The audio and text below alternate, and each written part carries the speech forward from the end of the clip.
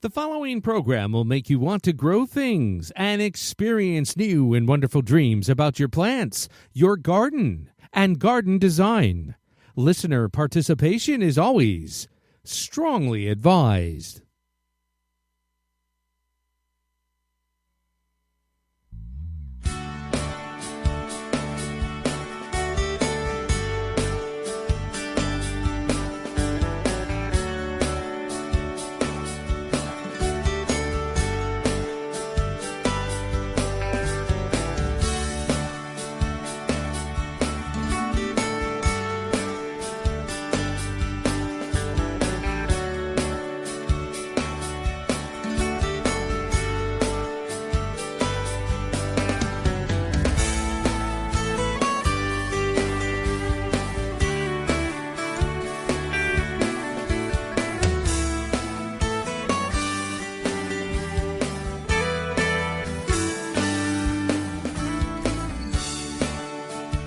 Good evening and welcome to Down the Garden Path with your hosts Joanne Shaw and Matthew Dressing, right here on Reality Radio 101.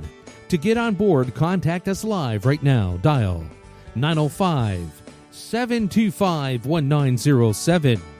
Toll free in North America, 1-866-905-7325. Send us an email right now, instudio101 at gmail.com.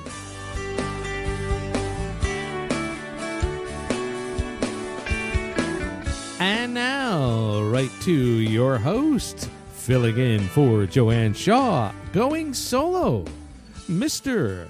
Matthew Dressing. Good evening, everyone, and thank you, Gary. You are listening to Down the Garden Path here on Reality Radio 101, where we discuss down-to-earth tips and advice for your plants, gardens, and landscapes. We think it's important and possible to have great gardens that are low maintenance. And as Gary said, co-host Joanne Shaw, her show, she's taking a little holiday. Where is she? Can we say or not? Is this a... Well, I think it was just a nice day. She was able to escape with her husband out of town and spend some family time. So. Okay, very nice. Yeah, nothing serious. So she'll be back next week. Okay, cool. No, I was wondering where she went. I forgot. She did tell us. I think she actually told her fans on the air, the people that listen to you, and I just can't remember where she said she was going. Oh, yeah. So, very nice. So I wish I can get away. You're always here, I'm always here, living in the basement. No vitamin D. Need to get you some grow lights. I know. Oh, yeah. Yeah, really. How are you, Matt? I'm good, Gary. How are you? Good, thank you very much. You got a jam-packed show. We do. And this is a time of the year. I don't know about your listeners, but I get excited because I love Christmas for more, reasons than just one. But I love the decorations and the foliage and real trees and the whole thing. And you're going to be talking about some of that stuff tonight, right? That's right. So, wow, interesting. So, folks, if you ever have any questions, if you're listening right now and you're wondering about any questions about trees, Christmas trees, right? Real versus artificial. Right.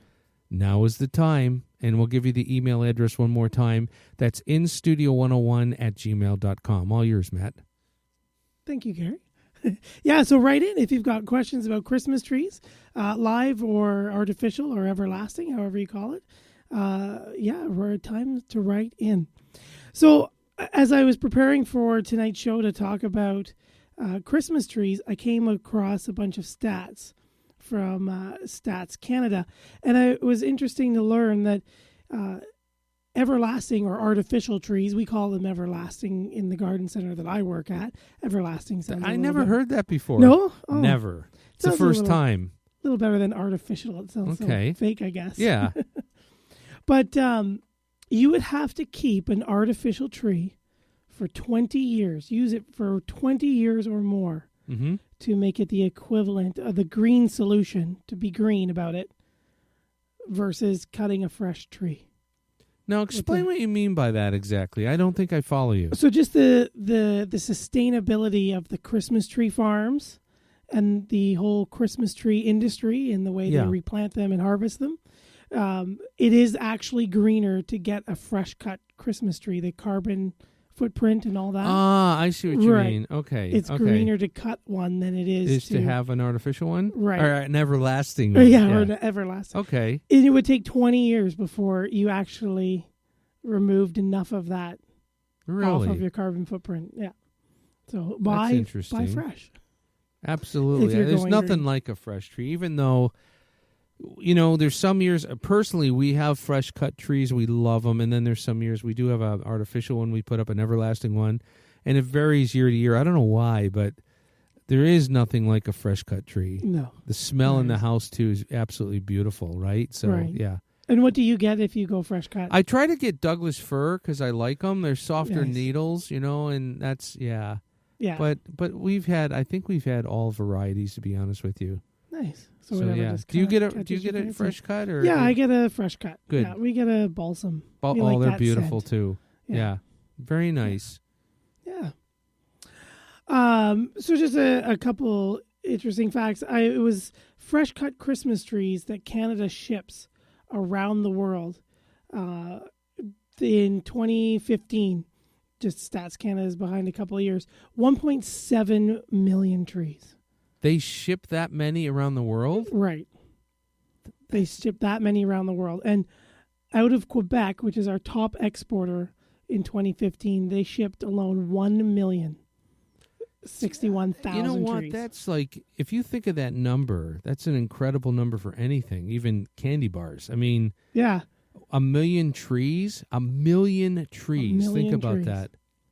Wow. There are over 2,300 fresh cut Christmas tree farms In Ontario or Canada? in all of Canada. Okay. Wow. And that is more than the number of farms that specifically produce eggs for chickens for us to consume. Oh my goodness. And that number falls into about 1,800. So we have more farms that produce trees for Christmas trees. Right. Let me ask you this: regardless of the species, I might be jumping ahead, but regardless of the species of tree, what is the average length of time to grow a tree from a sapling to a tree where they would cut for a Christmas tree? How many years would that be? That's a good question. Yeah, and I found it was kind of a range. So it was kind of about that 8 to 15 year mark.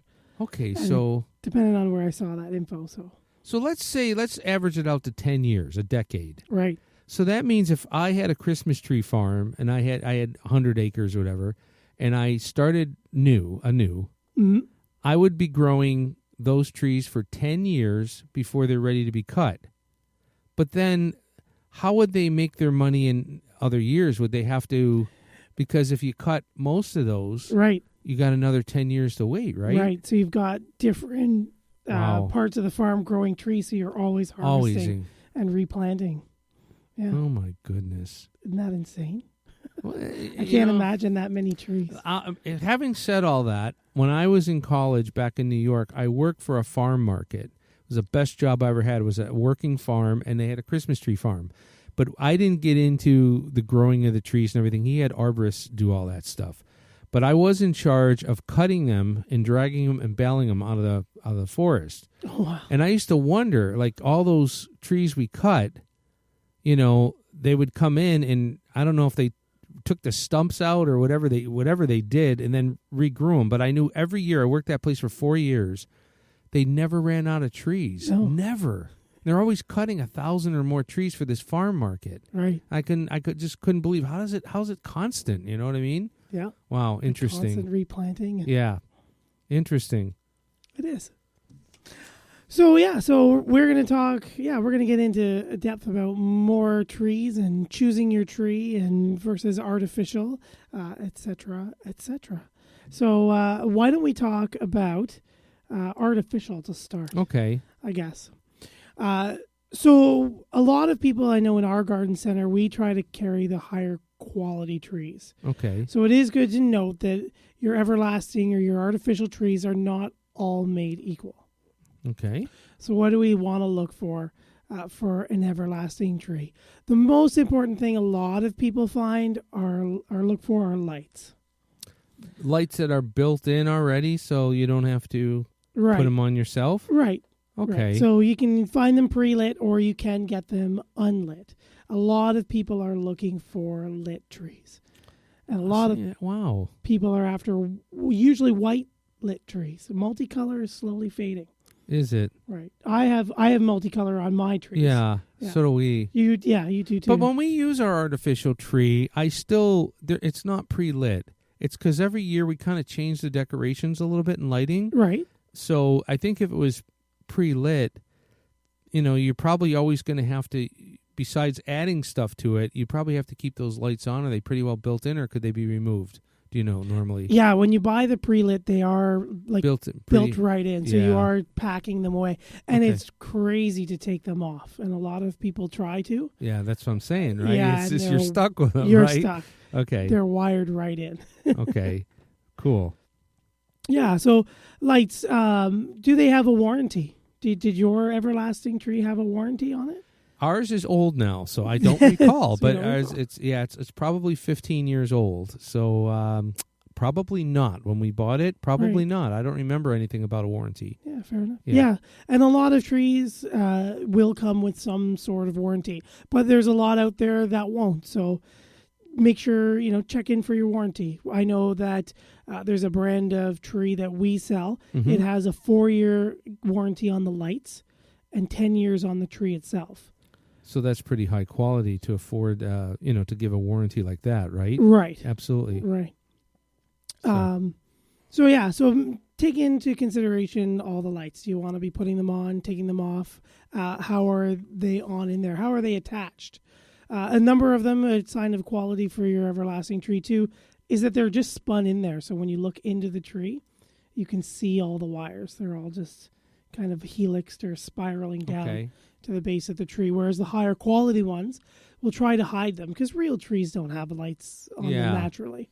Yeah. So they try to work the wire in or amongst the stems and the material that secure the actual everlasting green branch in there. Okay. So take a look at that. Burnt bulbs, the other thing with lights, that's a huge concern as well. A lot of people, the Christmas lights, so as we know growing up, they were always, if you lose one. They all go out, a lot of times. Back then, the way they were wired, right? Right. But now, if you lose a bulb, would they stay? Are they wired in series or parallel? I can't remember which, but today's trees, if a light goes out, will the rest of the lights stay on? Just that bulb goes out? Right. Okay. Right. Just that bulb will go out. Okay. If multiple bulbs nowadays go out, that's where the string starts to overload. Ah. Right. And so it interrupts the series, and you'll find that all of your bulbs go black. They'll just kind of go out. They'll go out, and you'll have that black hue inside of the glass. Now, are these fuse protected too, do you know? Some of them are. Okay. And some of them aren't. So you will see in some of them that you do get tiny little fuses that will go into your plugs and your adapters. Okay, yeah. Right. Interesting. Now, and again, I don't know if I'm jumping the gun, because I'm trying to look in your notes ahead of time. I don't want to jump the gun. But are you willing to talk about this pricing for stuff like this? I mean, because when you said higher quality trees, right. What could a person expect to get, let's say 1 to 10, they buy a tree from a 7 to a 9, something upper quality, right? What would you pay for something like that? Well, I was looking at one that, an everlasting or an artificial tree that I'd like. Just, you collect so many ornaments, so I'd like to put it in another room, not the main tree. But I saw one at our place, and I compared it to one that I saw at Michael's, which is a craft store if you don't have one around you. And the same tree was at Michael's was $69.99. Okay. And at my store, it was slightly blitzed up a bit. It was just we have different types, different styles, and it was $300 for that. Same tree though. That 7 to 10. It was the same 7.5 foot slim tree. So you can end up paying some serious money. Yeah, and there are some trees that are out there, and I know where I work. I think our most expensive one is probably a 12-footer. Yeah, that's and big. It's about $1,800. Oh, really? Right. But this thing and the other points that we'll talk about, finding that quality, it looks like a real tree. When you're standing back from it, it looks like you're out in the woods. Yeah. Yeah. They're pretty cool. Do you sell a lot of those? Would you say? We do, and it surprises me every year. We get in so many of these trees. Like we'll get 4 or 5 12-footers, and the smaller ones we get a little bit more of. Right. The average, and we sell out of all of them. Really? Yeah. Wow, that's interesting. Yeah. Wow. So people are always in the market for the tree, or they're upgrading a tree, right? Like yourself, you've had it for 15 years. Yeah, yeah. You're going to try to sell me one now? Yeah. No. So Gary, are you in the market? Yeah, it's funny. Yeah, so people are always picking them up. And when you were talking about lights, that's one part of a decoration, lighting. And you also stated that on some of those trees, they also have other decorations besides lights on the tree. No, in other words, the everlasting trees, do they come with pre-decorations instead of just lighting?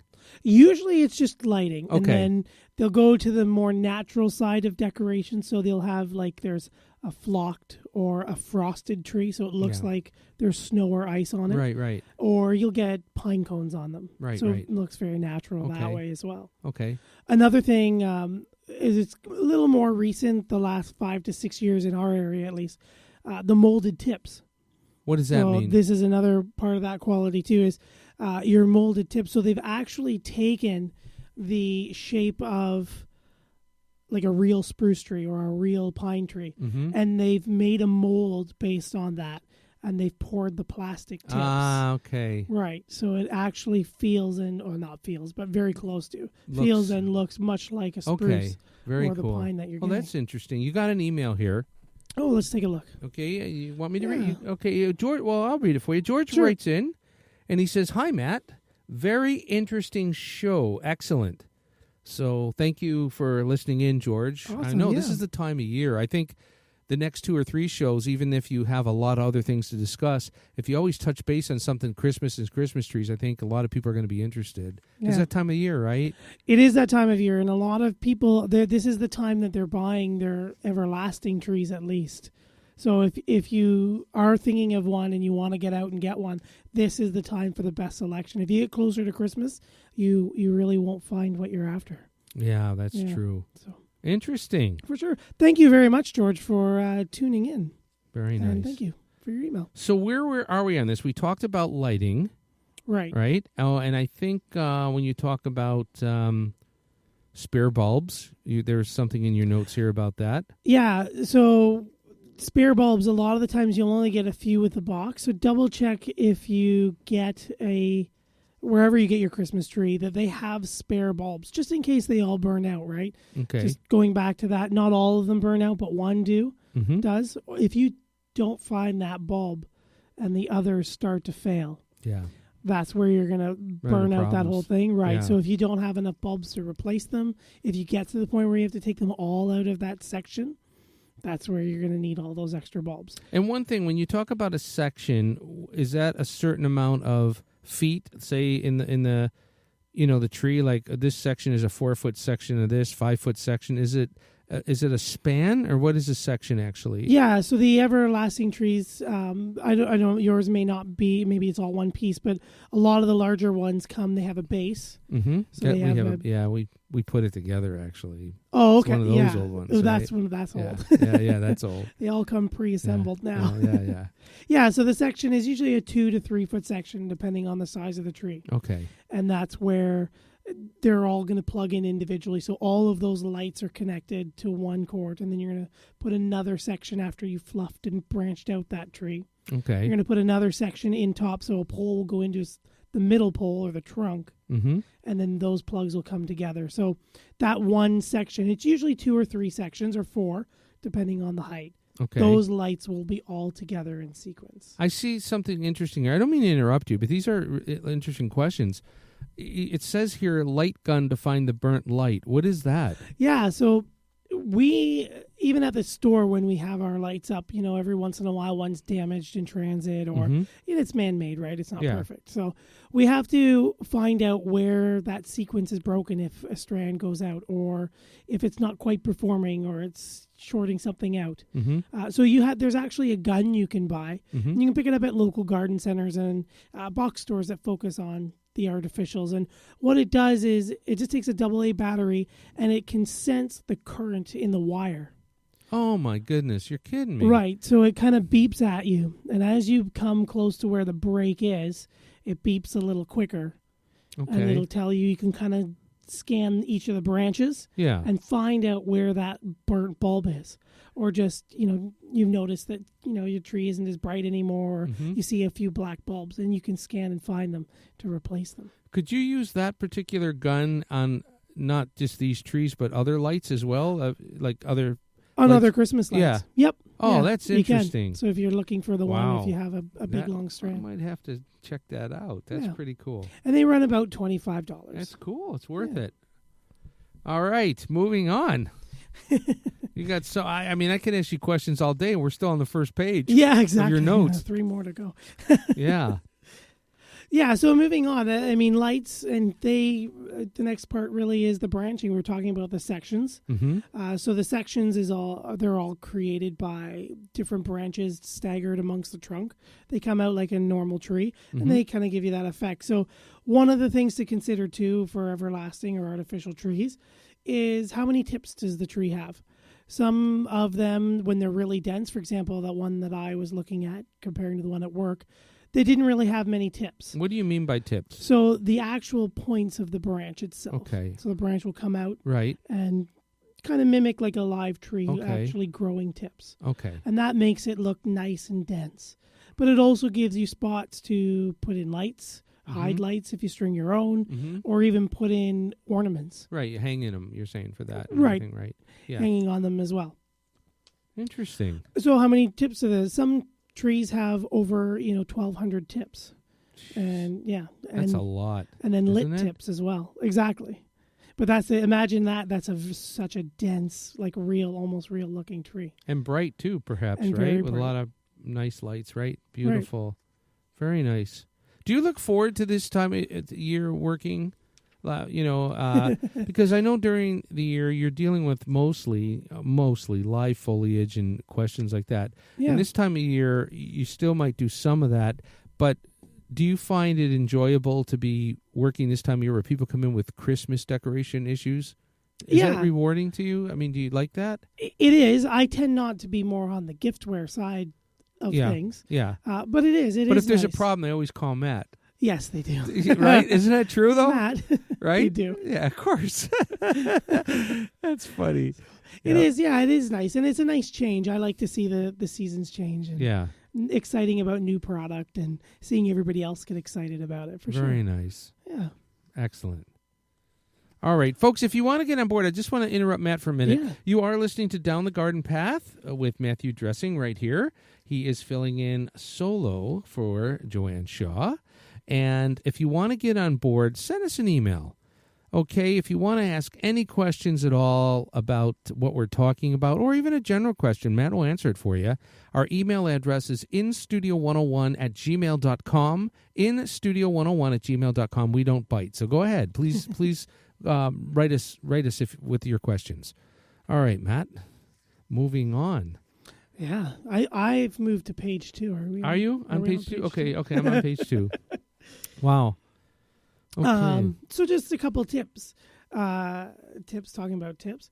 Opening the branches. Make sure you open them the way that they want to. So everything's kind of pre-assembled, pre-made. You don't have to really spend time bending them all around and forcing them into position. Like my tree. Yeah. Yeah. Well, when you get to 15 years old, I think it's older than that, actually. Wow. Yeah, so you've gone green now sure. with your tree. Yeah, I don't know what the heck I'm doing. But anyways. So they will open naturally, and they will fluff out and create a nice, dense, full-looking tree if you just kind of follow them. If you do need to move them, try to move them clockwise. So you kind of do, like 10 and 2, 8 and 4, 3 and 9, that sort of thing. Interesting. Right. So they will go in a specific direction. Okay. If you do have sections, try blending them. So you can't see the sections. If you just kind of lay them all flat and you don't kind of do that clockwise rule, you'll kind of see a line where all the sections... It won't look natural then, right? Right. So when you get to the top of a section, the bottom section, make sure you fluff some of those tips going upwards. And then when Okay. you get to the bottom of the second section, bring those down. And you'll kind of blur that line. Okay, very Yeah. good. Good tip. And what you got? Are you on I was going to say, yeah. So, You're I on mean, quality now? yeah, we've okay. kind of talked about molded tips, and that's pretty much everything you want to consider when you're looking into your tree. Mm-hmm. But a lot of people, again, like the price point where I work versus other places, you go to Lowe's, Canadian Tire, Mm-hmm. places like that. So a lot of people ask, what is quality? Mm-hmm. And really, quality is the craftsmanship. So how is it put together overall? Some of the tips, if you look at some of them, and then we carry some of the lower end or medium end ones ourselves. Mm-hmm. You can have hazards, some of the wires that they twist together to make the branches are exposed. Mm. So you can see just a fresh cut of the Mm-hmm. exposed wire. Mm-hmm. But that can be a hazard with little kids. They like to get close to the tree, look at the ornaments. Mm-hmm. That's a very sharp end. Good point. Right. I think I have those on my tree. There you go. Mm-hmm. How many materials are used to make it? So we've talked about the molded tips. Mm-hmm. We know there's this kind of that plastic frayed cut evergreen fluff, Mm-hmm. plastic fluffing. So do you have molded tips and that? How many materials make the overall look of the tree? Usually when it's just one, you can tell that it's very fake. It's very artificial quality to it or air about it. Let me interrupt you for a minute. Yeah. When people come in and they're looking at this stuff because they want a good quality tree, Mm-hmm. do you sell, or two-part question, do you sell or do people still ask for the off-color trees like the silver ones? Remember how it used to be silver trees and Yeah. they had different... Do people still want that? People do still look for that. We have one, it's a flocked, we call it the Pepto-Bismol tree. What is that? It is bright Pepto-Bismol pink. Pink? Pink, bright pink. Never, you're kidding me. And it's covered in that fake snow, get the aerosol. Yeah, which smells terrible. Right. But So- real pink. Pink, yep. And there's bright green tinsel, bright red tinsel, Wow. black we've even got. You see, I never heard that. Folks out there listening, because most people, when you go to these stores, you've seen trees before green, sometimes different shades, darker or lighter. Right. But you've always seen then that foil silver type of tree, right? And I've never seen anything besides silver or green. Oh, yeah. Yeah. Wow. Yeah. That's interesting. We've got all Do you of sell a lot of those? Not as many as we used to. Okay. But we still sell a handful of each color every year, believe it or not. Really? Yep. Wow. Yeah. Okay. The one that I was looking at, called a Crystal Cascade, it's actually green with just little hints of silver. So those green plastic, really flexible needles, Mm-hmm. they're half green, half silver, and they have cones. So it Okay. kind of looks like just the snow is The glistening snow, on it. right, of course. Right. So they become a little more tasteful in doing it as well. Do A you little more remember then, let's go back to lighting for a minute. Do you remember, you might not, but I remember the places that sold trees like that used to sell a light that would go down to the base of the tree, and it was a circle.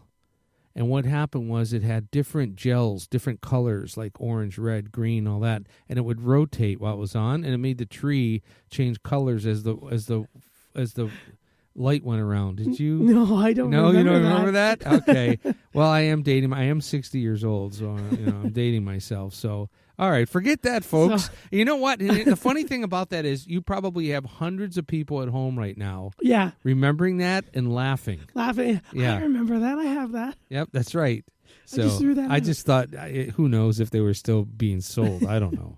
All right, sorry about that. No, another thing that you remind me of is we actually have rotating Christmas tree stands now. Really? So you can put, Yeah. and it's got a little spinner, so your tree will rotate the whole thing. How does that work Well- for wire though? For as far as for electrical wire, how does that work? Yeah, so it only rotates so far. And then it goes back the other way? Right, and it Okay. has its own plug that plugs into the bottom Okay. of the tree, and then it kind of clicks and it goes back all the way Okay. around once and a half, Okay. and then it, yeah. I was going to say. It's like for those of you that follow a little bit of rock music, the band Styx, Mm-hmm. the keyboard player has on his keyboard, and he can flip his keyboard, and it goes around and around and around. And people were wondering, what about the cabling? Well, it was all inside, and they built a special thing for electricity where he doesn't have to worry about that. So I thought maybe this Christmas tree would be the same. Was something similar. Yeah, he's on stage flipping that thing around like a fan, and he never has to worry about it. That's cool. It's all hooked up. So I thought maybe we have a Christmas tree stand like that. Sticks. Do you sell a lot of those? The ones that rotate? A handful, but not too many. Yeah. I'm just trying to get in the modern world here. Yeah. The modern Christmas tree era. Okay. What else do you have for quality? Well, we're talking about the different branching materials, which adds depth and character, strength to hold ornaments, and then no needle drop. So, I mean, does your artificial tree, do you ever find the little plastic Once in a while they do, yeah. Yeah, and once in a while as they old, that's good. So the lack of that would indicate that you have a higher quality tree. Maybe I need more water. It's a little better. Yeah. No. Yeah, okay, so, no, my tree would not be high quality no. Not me being a cheapskate. No. Wow, interesting. Okay, and obviously here, when you're talking about quality, it looks like a real tree. That's probably one of the most important things. Right. Everyone wants to make it look like a real Christmas tree. Yeah. Yeah. Interesting. And then really, after all is said and done with all those quality points and all those tips and things, the bottom line is, do you like it? Right. Then that's all that matters. As Metallica says, nothing else matters. Nothing else matters. Yeah. Bob Seger. And, because why, if you're going to spend, again, if someone goes and spends money on a quality tree, what would you say be, if they take care of it properly, what's the life expectancy that they could have it? Is it like every 10 years they would think about replacing or not? Like mine, as I say, is really old. Right. Yeah, I mean, most of the warranties that are good are that 7 to 10 year length. So, I mean, even more than that. So they know that their tree is going to last at least 10 years. Yeah. That 10 years is just in case something weird happens. Yeah. But yeah, like as long as 10, 15, 20 years, if you really take care of it. Okay. For sure. Do these trees just come in a normal box, or is there some type of storage thing that they're put into at the end of the... Yeah, both. So okay. They do come in a box, and usually all the sections are all individually wrapped. So it's really just kind of take them out, paint by numbers. Okay. But the way they pack them, and most of the artificial trees, if not all of them, just because of the cost, come from overseas. Okay. Usually in China and that kind of thing. That you can never get them back into the box. Yeah, true. Yeah, so you can never compress it the way that they have done it and wrap it up. Yeah. So they do sell a bunch of storage units as well. So you can usually get, based on the size of your tree and footage, they have the different sizes. You carry those as well? And we carry those as well. Okay. Like a casket for your tree. Yeah, it's actually like a little duffel bag. Okay. Oh, cool. It's bright red and very nice. Bundle it up. We can use it for Santa Claus too. Gifts. If you're dressing up as Santa, take that bag and put the presents in. It's very cool. Very interesting. Well, there you have it for artificial trees. But by the way, folks, don't call them artificial trees. We call them everlasting trees, which is brand new to me, but very interesting, Matt. Very cool. All right. Did you want to take a break or not? You want to keep moving? Oh, yeah. Why don't we just keep going? Let's keep going. Now, if the next part of, you got some amazing notes here, folks, if you can see this. Is of something that I know what people are going to ask about this. We're going to be talking about live trees. Live trees. Yeah. And you know what? The number one, you're going to go into all this, and I think you might even have something on this. But you know what? The number one question people would ask, so we'll save them an email. What do you think it would be with live trees? What's the number one question, do you think? Ooh. Usually it's which one lasts the longest. That's one question, which goes with the other thing I'm thinking of. People want to know, what can they add or mix in their water to make it... Do I go and buy the stuff that's pre-made at the garden store, or I go online and I add 1 tablespoon of this, to 1 to the sugar, to 1 to the this, and... That's what they're going to ask. Because you know what? I'm always curious about that. Yeah, and you know what? A lot of people ask about that, and a lot of people actually don't take that when they buy their tree in our store. Okay. Which is surprising. But I always go for something that's actually made for the tree specifically. Okay. A lot of them are made for causing the tree to prevent that new fresh cut, because she needs a fresh cut, from the sap from sealing all those wounds again, Right. and causing her to drink. Okay. So the sugar and all those fancy things, we've given them a try. I've given them a try, but I haven't found that they work. Yeah, because there's a lot of things online Right. that have all kinds of things, a teaspoon of ammonia, this and that, you know what I mean, right? Yeah. And everybody's got a concoction. Right. And but you do sell that commercially, the right thing, right? Yeah. Do you know what's in the right thing? Is it what is it? What are the ingredients? Yeah, I would honestly, I'd have to read them, but Read there the are packet, some yeah. plant-based enzymes that encourage the phloem and the xylem to keep going. Okay. Yeah, folks, so if you're considering that, maybe it's just better that you buy, the right stuff, right? To buy it. It's pre-made, and and the people that put this stuff together would know exactly, rather than you trying to make something online and killing your tree. Right. Exactly. So, okay. Well, and it's important to get that product because, believe it or not, all the Christmas trees, or most of the Christmas trees, are cut in late August. Well, that's right. I remember that. Right. August, yeah. So August, September. Been cut for already 2+ months by the time we get them. And Christmas trees pick up in December. Yeah. Or end of November. So there's 2.5, 3 months. So you want that product to encourage them really to drink a lot of product, or to replace all that water that they've been using. Yeah. Interesting. There you go. Another tidbit here that most people, including myself, didn't know. So what do we have? We're talking about live trees. There's a lot of types, are there not? There are a lot of types. What are some of the types? And so I just put down some of the more popular ones. I mean, you had a Douglas fir. That's correct. We don't sell Douglas firs. Okay. We have other firs. We've had balsam as well. Mm-hmm. Mm-hmm. Balsam is your number one for scent. Okay. That's that classic Christmas evergreen scent. And it's going to give you the most scent. So she's she got a moderate longevity, and she trades some of the holding the needles long for giving you that beautiful scent. Beautiful. Right. She's going to be medium dark green and a nice heavy drinker. So balsam's I love that, like heavy drinker. Folks, if you could see the notes that Matt has, he's got the balsam fir. She's a heavy drinker. That's funny. Very cool. So that means that she'll say she. Yeah. Lots of water, correct? Yeah, I bring mine home and we'll fill the basin, and within the first day she's emptied it once or twice. Really? That quick? Yep, and she's just taking it right up. Unbelievable. Yeah. I don't remember ours drinking that much, but wow. Maybe I bought a really dry tree. No, but that's right. But you're talking a balsam too, right? So right.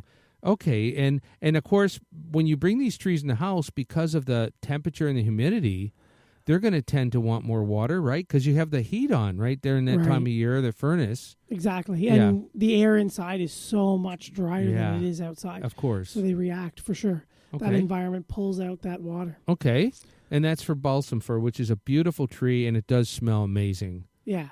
What's next? Fraser fir. This is probably the most popular tree, at least where we are, and it's known for its great needle retention. This is the one that's going to give you that really dark green. It's got that nice dark blue or bright blue underbanding underneath the needle. Yeah. And she's going to hold the needles the longest. Okay, so Fraser fir, they would be known to hold their needles a lot longer than, say, balsam. Right. Right. Okay, very Lots cool. of people will say that their Fraser firs are holding their needles almost all the way out through into January. Okay, very cool. Mm-hmm. Another one popular, Scots pine or Scotch pine. So good needle retention, blue-green to yellow-green. And the yellow-green is actually natural. So a lot of people like that really dark green. That's right. Yeah. So I don't like the needles on there because they prick too much, right? They're prickly. Right, and that's a really sharp needle. So be careful if you have little kids that like to get into there. They dry and they'll fall off sometimes, and they can be even sharper. Yeah, and I notice you put, because I always thought it was Scotch pine, and you have Scots. Well, and it kind of goes back and forth. Okay. Yeah. Okay, so it's the same tree, though. It's the same tree. Okay, very well. Latin, it's all the same tree. Yeah, the common names like to switch, but... Okay. Another one is a little newer, Nordman fir. Never heard of it. Yeah, see, and a lot of people haven't. And she's new on the scene. She's been around for about 3 to 5 years, depending on where you are. Little to no scent, but she's got that great needle retention, like the Fraser fir, but it's also got a different needle than the Fraser and the balsam fir. It's more of an arched upward, like an upswept needle. Are they popular? They're gaining in popularity.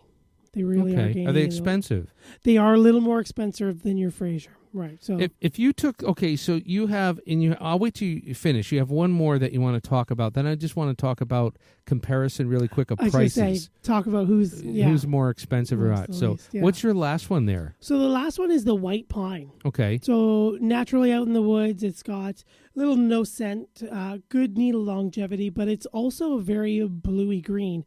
And in the tree farms, you'll often find them very, very dark green. And they're actually spray painted. Why?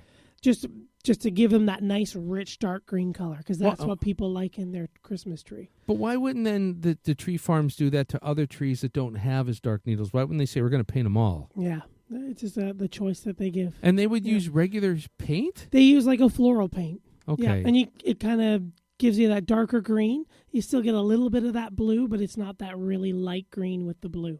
The silvery blue. That's incredible. Who would know that, right? Like, who would think, oh, yeah, I got my branches spray painted. Yep. Now, if you don't, let's see, you had 1, 2, 3, 4, 5 trees listed, something like that? Right. Could you give us the most expensive tree out of those 5 and perhaps maybe the least expensive tree? And then more importantly, why? Why is it this tree is more expensive and this is not? Yeah. So the most expensive is going to be your Nordman fir, followed by a very close second of your Fraser. And the least one is going to be, or the least expensive, is usually your balsam. And the difference is probably $20 to $30. Why is that? And the main reason is that needle retention, that perceived quality of holding its needles, even though it's cut. People think it's dead, but it's not.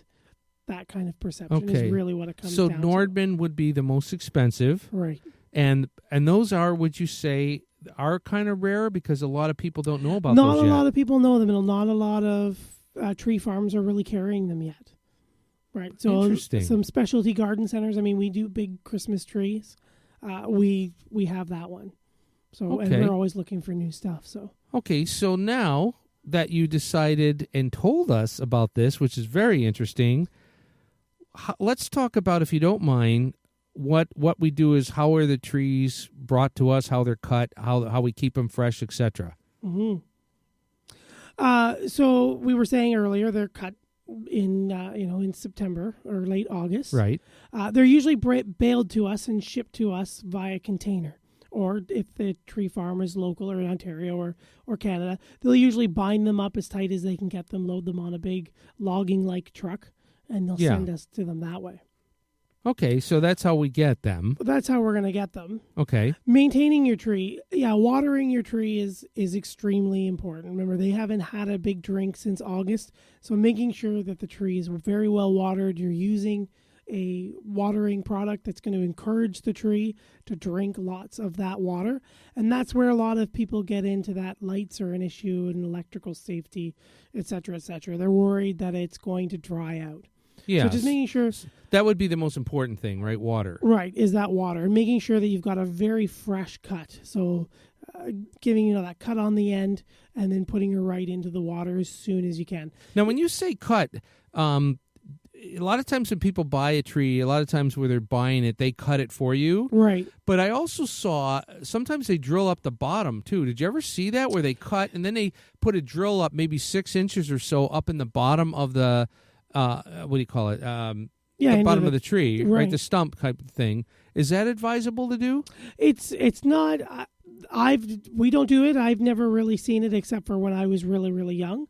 I couldn't find anything that really made sense to why they would do that, save just securing the tree from falling over. Okay. Because at the bark, that's where all the veins are. So she's not drinking from the core of the tree. People think the water goes up through the hole, right? Right. No. Actually, that's all dead wood in the middle. That's right. It would be, wouldn't it? Okay. Yeah. Very cool. So good. So you don't need that drill hole. You don't need the drill hole unless you need to really keep her. Okay. Keep her steady. Okay.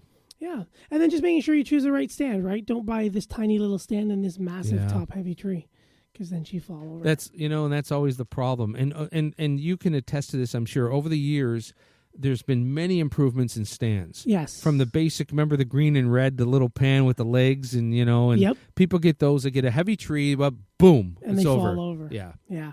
So if you want to go to that kind of old fashioned, they've got the bowl with that big square metal plate. Yeah. And that's the lot more way to secure. do it, right? Right. Yeah. Yeah. And then you can get the adjustable tree stand. So you put on the pedal, and there's that little insert, and you can move the tree. Well, I have both, actually. I got one for free, the adjustable one, and they actually both work fairly well. But again, if I had that little adjustable one a little smaller, my tree would probably go. Are they expensive overall, those type of stands? They can be, yeah. They're a little more pricey than the normal basic metal stand, but by about $20 to $30. Okay, again, but something like that, hopefully you're going to have for many years, so it wouldn't matter. Yeah, I mean, I've had my metal one for probably 14, 15 years. Yeah. The other one I've had for about 6. And good. It's perfectly fine. So you get what you pay for, and that's basically the way it works. That's really what it is, yeah. Okay, sure. What's next? If you see something called a snow tip tree, just talking cut trees, they're usually sold for a little less, and they're snow tip or that, that not grade A quality kind of tree. It's just as good a tree, but a lot of people find that the trunk is a little bent. So it's just more of a balancing act. And I always get a snow tip balsam. Well, no, I've seen trees like that, but why do they call it? Why use the term snow tipped? What does that have to do with anything? It just to kind of. How about crooked tree stump? Right. Yes. Tree. Snow tip $10 less. I mean, what the hell makes a difference? Right, yeah. Yeah, and it all comes down to that perception of quality. Okay, yeah, and I've seen those. And you know what? When we do a live tree, I've actually purchased trees like that, and I say, you know what? It's not an issue. No, it's never is an issue, and I always get mine. Yeah, as long as you balance excellent. it, it's fine. Exactly. That's right. So, okay. Lastly, I guess one most important thing is just pulling the needles. If you have a tree that you can find and you're thinking of buying it, grab the tree so that the branch comes out to about your wrist, and just pull out the needles between your fingers. And only 1 or 2 should come off in your hand. If you find that you just barely put some firm pressure on it, and a bunch of needles come out into your hand, the tree is exceptionally dry and probably won't hydrate like it should when you go into the stand. That is amazing advice. So you're saying, okay, so you find the tree of your dreams. Right.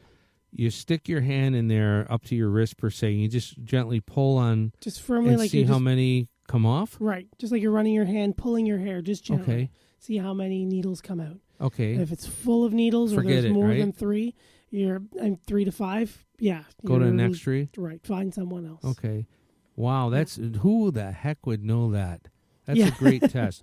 And I know this is one thing here. We talked about, but electrical safety on those trees. Keep your trees hydrated, because if you do have any type of a short circuit or anything on lights, and your tree is extremely dry, that is a fire hazard. That's where you get your fire hazard, right? There's no moisture in the tree to fight it off. If you take a lighter out to a maple tree right now, it won't burn. It's not going to burn. No. It might shrivel and blacken, but nothing's going to really happen. So keeping it hydrated. I can attest to that, because I was a firefighter in New York. So there you go. We've had homes destroyed by bad electrical problems and on Christmas trees, etc. So yeah.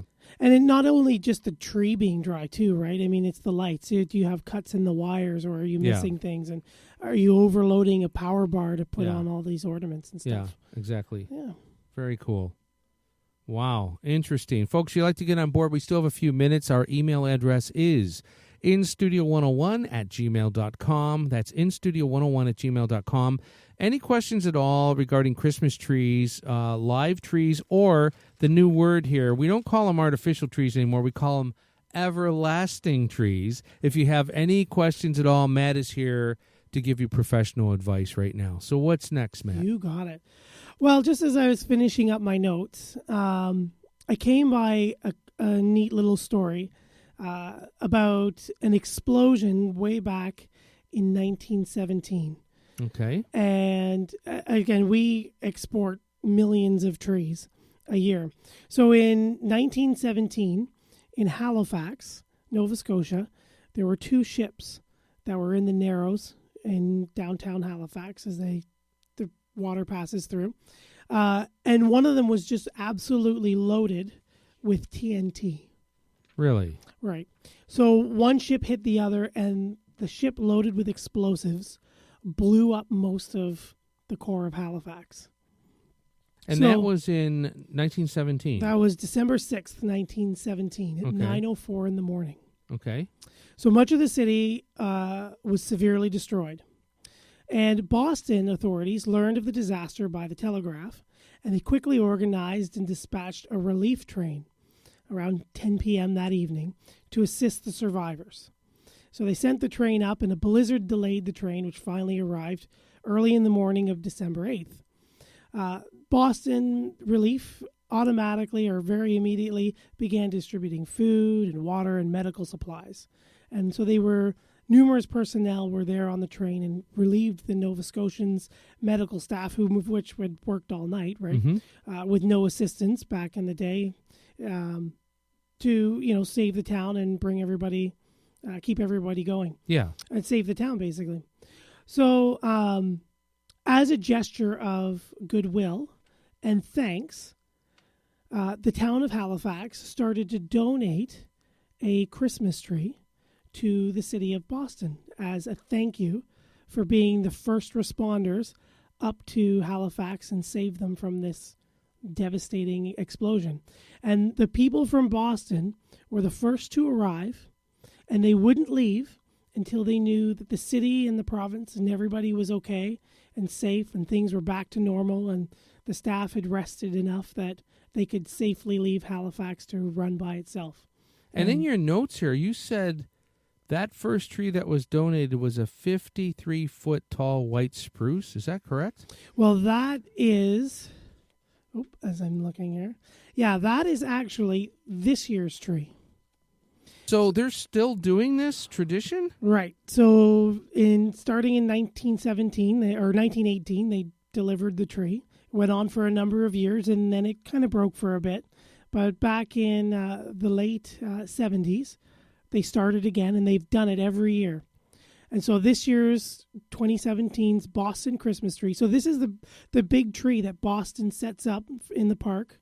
I've seen one there. Right, and I had no idea that was the history. I just thought the city bought it, right? Right, yeah, and it's donated every year. So this year's Christmas tree comes from Blue Mills, Cape Breton Island, the first one to come from Cape Breton Island. And it's donated by Bob and Marion Campbell. And it is a 53-foot tall white spruce tree. That's amazing. That they've shipped down. That's wonderful history because for the Bostonians there's probably millions of people who know that tradition, but there's also probably thousands and thousands who don't. Right. So I was surprised at that. We just thought it was a municipality tree that was just brought in and boom, set up, right? Right. Interesting. Yep. And they're even taught in school, the kids, that's part of amazing. their natural history. Yeah. Yeah. Wow.